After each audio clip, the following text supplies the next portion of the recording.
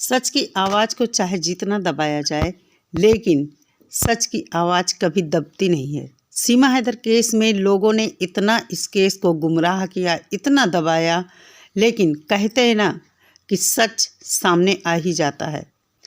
और जो लोग उस सच को दबाना चाहते हैं, उन्हीं की कुछ हरकतों से सच सामने आ जाता है।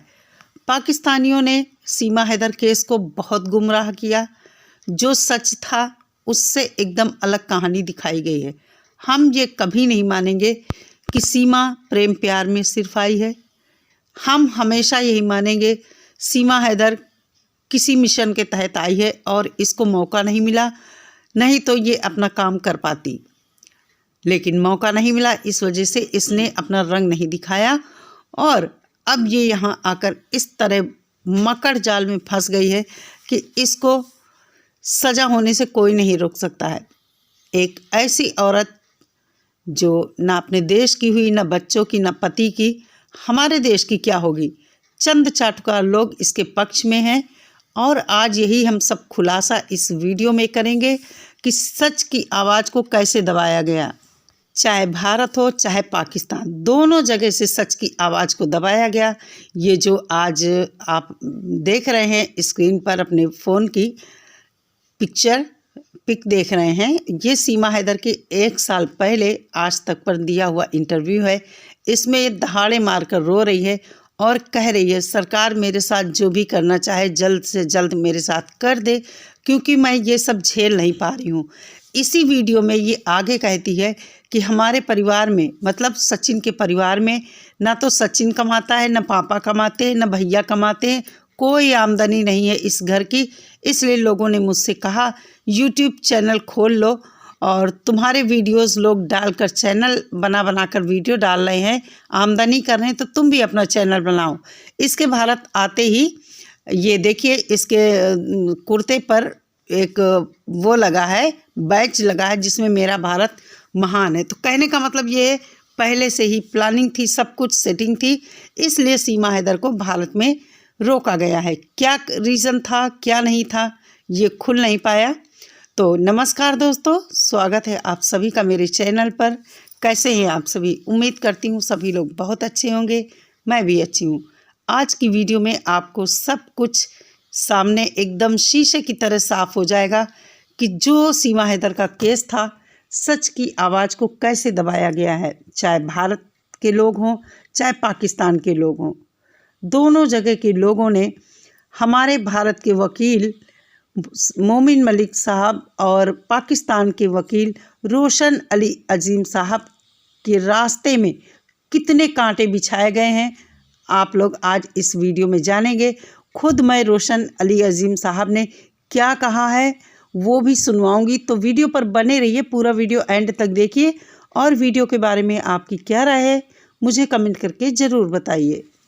एक महिला को, पाकिस्तानी महिला को एक हिंदुस्तानी लड़के से प्यार होता है पबजी के ज़रिए, और वो अपने पति को धोखा देकर अनेक देशों को पार करते हुए भारत की सीमा में नेपाल के रास्ते से घुस जाती है। पहले से सब कुछ प्री प्लान होता है और इसको यहाँ 2 महीने लगभग छुपा के रखा जाता है। उसके बाद जानबूझकर इसकी गिरफ्तारी करवाई जाती है और उसके बाद से फिर दुनिया भर के ड्रामे होते हैं। उसके बाद पाकिस्तान में जब इसके पति गुलाम हैदर को पता चलता है तो वो इसका पता लगाने की कोशिश करता है और वहाँ पाकिस्तानी सुप्रीम कोर्ट के वकील रोशन अली अजीम साहब के ज़रिए इस केस में वो आगे बढ़ते हैं और मुकदमा दायर होता है, मतलब मुकदमा दायर करने की तैयारी होती है। लेकिन ऐसा क्या हुआ कि रोशन अली अजीम साहब को हटाकर इस केस से काफ़ी दिनों बाद अंसार बर्नी जी के ज़रिए भारत में मोमिन मलिक को नियुक्त किया गया और केस दायर कराया गया। काफ़ी मामला लेट हो चुका था, इस वजह से इस केस का रुख कुछ और ही दिशा में चला गया। होना तो ये था कि इसको तुरंत डिपोर्ट करना था, लेकिन इसकी गिरफ्तारी कराई गई और गिरफ्तारी सिर्फ़ और सिर्फ इसीलिए इसकी कराई गई ताकि ये भारत में रह सके और नेत्रपाल को सामने खड़ा किया गया इसकी जमानत कराने के लिए। तो कहने का मतलब है रोशन अली अजीम साहब के रास्ते में कौन ऐसा बंदा आया जो उसने रोशन अली अजीम साहब को रोका। रोशन अली अजीम साहब ने इतनी मेहनत किया था, शुरुआत में हम लोगों ने देखा भी था कि वो जैसे ही मौका मिलता था पाकिस्तानी लोगों के कांटेक्ट में आते थे जो लोग इस केस में इन्वॉल्व थे और पल पल की खबर वो देते थे। लेकिन कहीं ना कहीं कुछ पाकिस्तानी ऐसे जो चंद दलाल थे गुलाम हैदर की तरफ से, जो गुलाम हैदर को धोखे में रखकर उसे झांसा दिया। जिस तरह गुलाम हैदर के परिवार ने, इस भगोड़ी के परिवार ने गुलाम हैदर को धोखा दिया, इन यूट्यूबरों ने भी गुलाम हैदर के साथ कहीं ना कहीं धोखा किया है। और उन लोगों ने अपनी जेबें भरने के लिए ये केस जितनी जल्दी ख़त्म हो जाएगा, इन लोगों की आमदनी नहीं होगी, चेहरा नहीं चमकेगा, तो इन लोगों ने केस को दूसरी दिशा में मोड़ दिया। और रोशन अली अजीम साहब जो कि पाकिस्तान से लेकर हिंदुस्तान तक गुलाम हैदर की मदद करने को तैयार थे, उनको इस रास्ते से हटा दिया गया। और काफ़ी समय बीत जाने के बाद अंसार बर्नी जी को सामने लाया गया।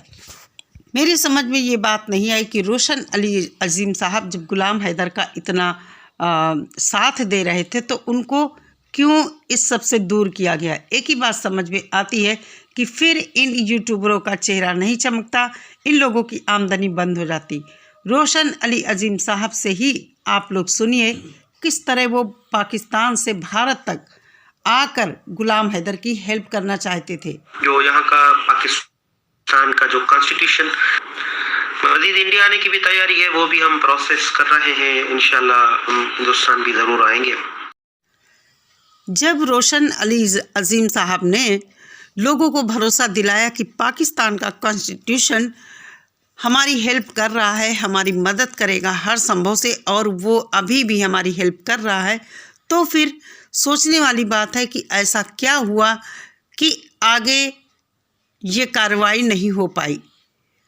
किसने आखिर रोशन अली साहब को इस केस से अलग किया और किसने सलाह दिया कि अंसार बर्नी जी के द्वारा भारत में मोमिन मलिक को नियुक्त किया गया और रोशन अली अजीम साहब को हटाया गया।